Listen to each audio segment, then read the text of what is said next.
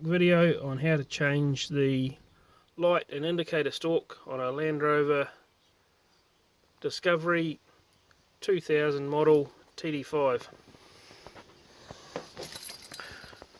First of all, you have to undo these two clips on the shroud underneath the steering wheel, and then up under here you have two screws, and in the front there, which is hidden, another screw.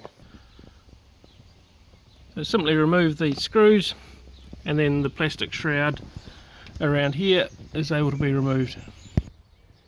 Okay, with the steering wheel tilted downwards, you're able to get the shrouds completely out of the way, and you can now see access to the switch. What we need to do now is remove this clip at the back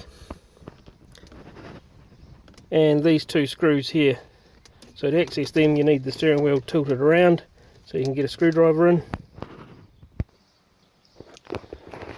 And with these screws removed, you now just need to lever a slight gap in here and the switch should slip straight out. Like so. Now the new switch will likely come with screws already fitted, so before you slide it all the way in, just remove those screws, and they're used to secure it as the other one was. And here we have the replacement switch back in place. I've just been through and tested all the functions. So the fault I was having was that the headlights would randomly turn off.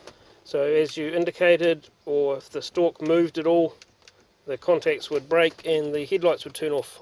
So a new switch fitted, everything's working fine, and about 10 minutes to do the whole job. I hope this helps someone.